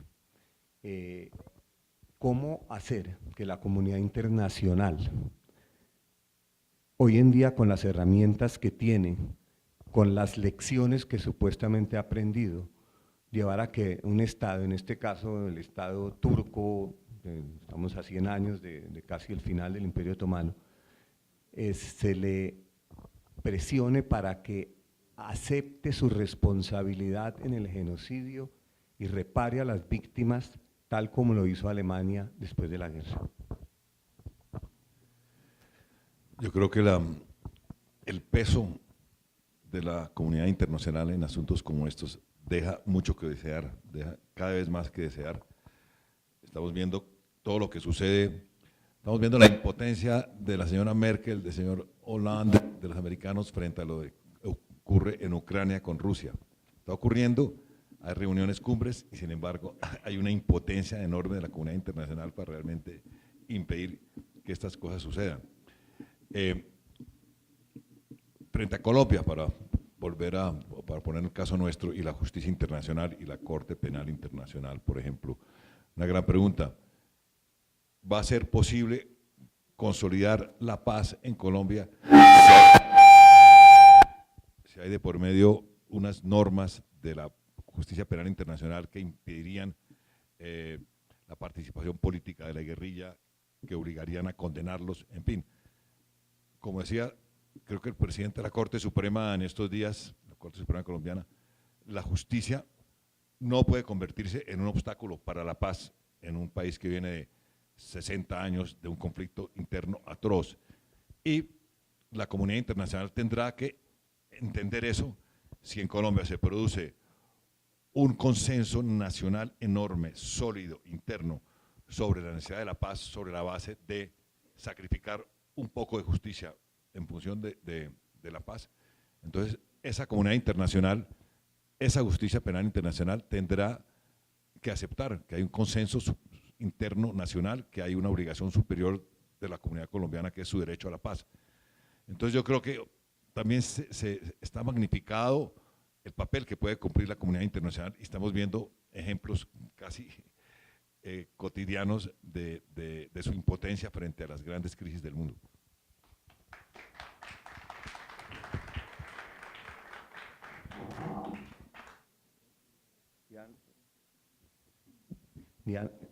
Diana, como historiadora otra vez, y alguien mencionaba acá de nuestros panelistas las estadísticas realmente preocupantes de lo poco que se sabe del Holocausto en los jóvenes y lo poco que sabe en general de historia. ¿Cómo puede compaginarse eso con establecer, por ejemplo, la obligatoriedad de la enseñanza del Holocausto en las escuelas en Colombia, por ejemplo, tanto públicas como privadas? Empecemos porque se enseña historia en los colegios. Es absolutamente necesario. un proceso de paz donde no haya historia en los colegios está totalmente cojo, ¿sí?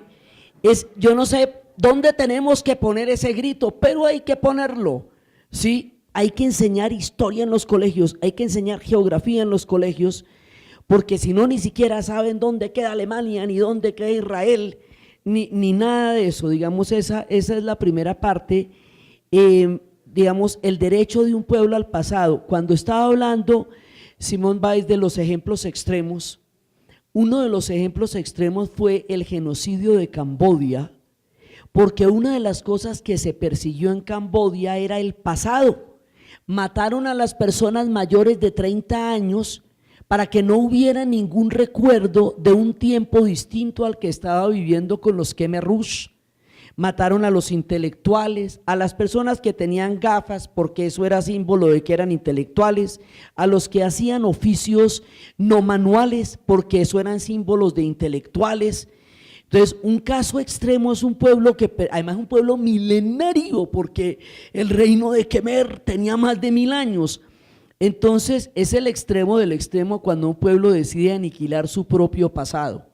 Entonces, es muy importante la enseñanza de la historia como una fuente fundamental y la enseñanza de la historia en las redes sociales. O sea, la historia se tiene que adaptar al mundo donde la gente la está viendo.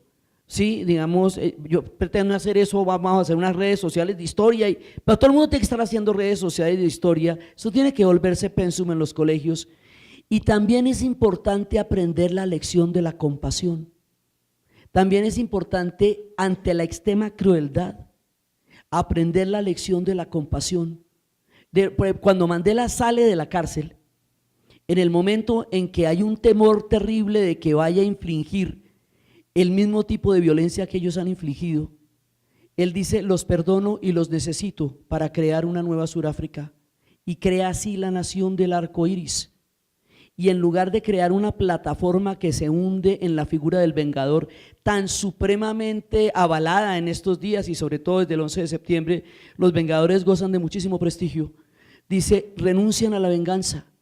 Renunciar a la venganza es la manera en que Sudáfrica adquiere la viabilidad histórica como país. En un proceso como el nuestro, hay que aprender de la compasión, hay que aprender del Ubuntu, que la dignidad del otro se representa en la dignidad mía, se representa en la dignidad del otro.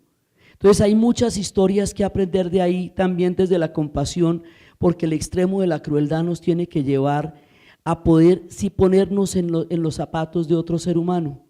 Pero lo de la enseñanza en historia es un grito, es un graffiti, es una necesidad absoluta para que todo esto se pueda preservar en la memoria de todos nosotros.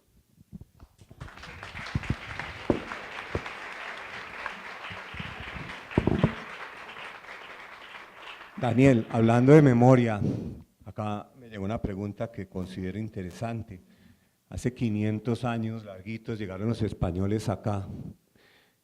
Un poco sabemos realmente de si aniquilaron a la población indígena, si los mataron a todos, si se mezclaron con ellos, si los desculturizaron o si hubo un genocidio completo. Es una historia que poco la sabemos. ¿Por qué? ¿Contesto como español o como colombiano?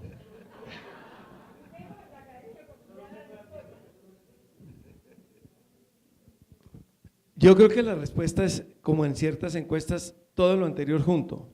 Es decir, los indígenas, muchos indígenas murieron porque los aniquilaron, otros porque los aniquilaron las enfermedades, otros porque su cultura se perdió, otros porque sometidos a trabajos forzados perecieron.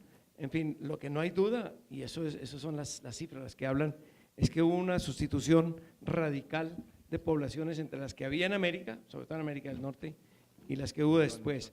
Al mismo tiempo, nos quedó la herencia más valiosa que tiene Colombia, que es la mezcla de razas, la mezcla de culturas, en desproporciones o lo que sea.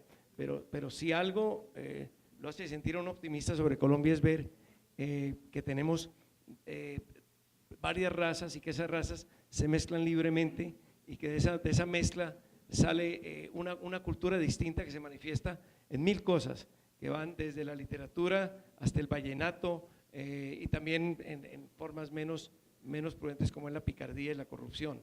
Digo, pero esa es la cultura que tenemos, esa es la cultura que hemos heredado de todo lo que pasó antes. Y yo creo que es difícil aplicarle parámetros actuales, de valores actuales a lo que pasaba hace 500 años.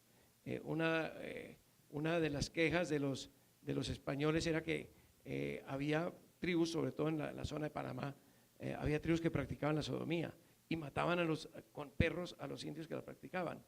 Ahora es un valor totalmente aceptable, no solo aceptable, defendible como parte de una democracia que crea las minorías raciales, de manera que es difícil aplicar valores de hoy a lo que ocurrió hace 500 años. Gracias, Daniel. Ya vamos a terminar, le quiero dar la palabra 30 segundos a cada uno de nuestros panelistas para que haga su conclusión al respecto del tema que acá se trató o al respecto del tema del conversatorio. Moisés. Yo quisiera en los 30 segundos añadir un elemento, y es que por los años 50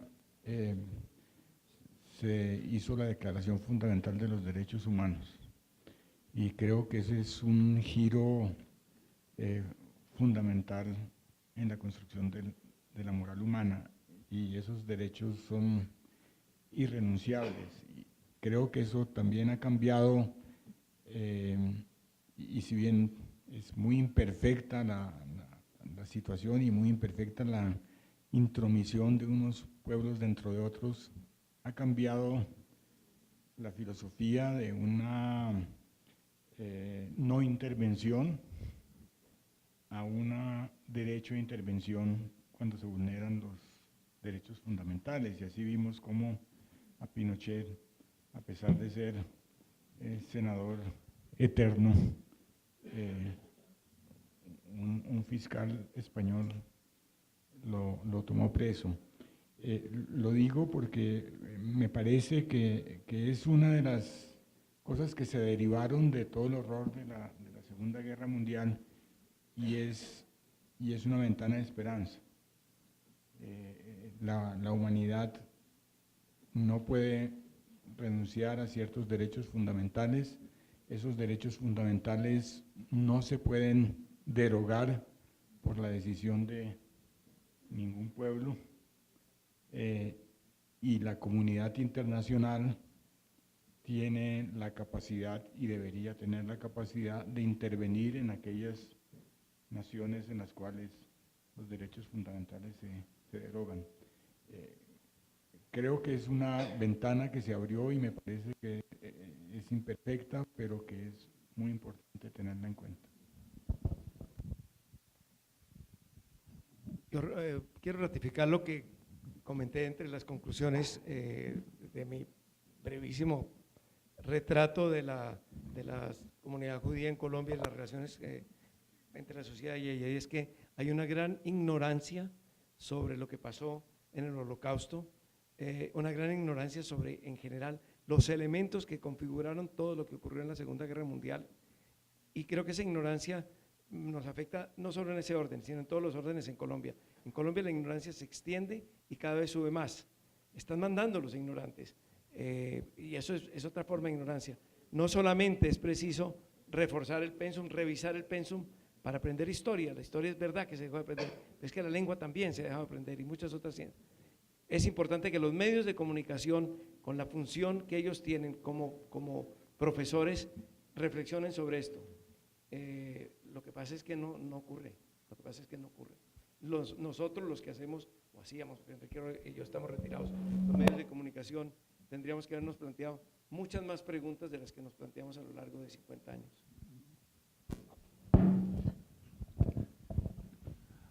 Yo quiero reiterar mi agradecimiento con los promotores de esta iniciativa, con Naciones Unidas, con la Academia de Historia, con la Embajada de Israel, con la Confederación de Comunidades Judías, porque estos hechos, estos eventos de recordación son fundamentales para evitar que repitamos los mismos errores y horrores del pasado.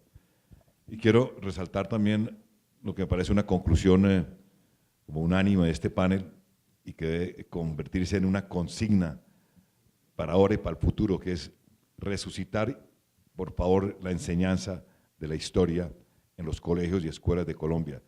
Porque como bien dice Diana, si no comenzamos por eso, ¿cómo evitamos repetir los errores del pasado?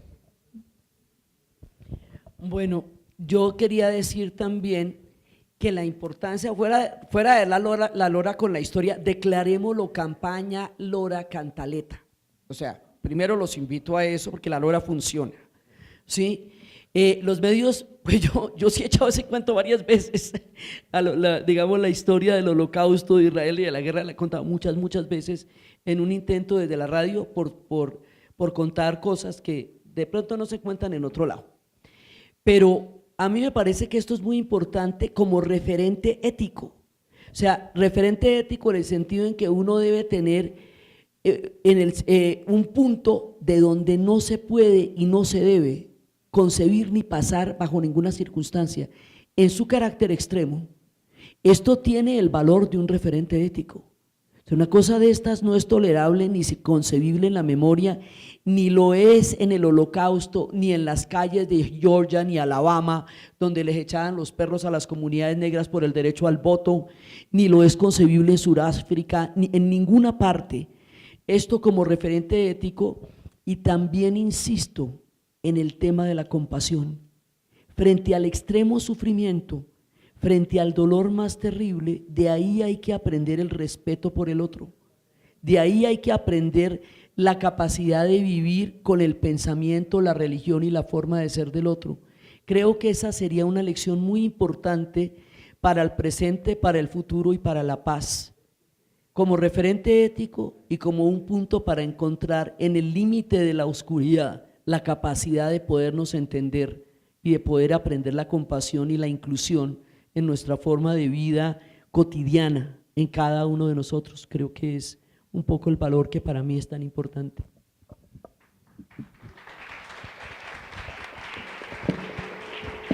Muchísimas gracias a nuestros panelistas. Creo que fue un conversatorio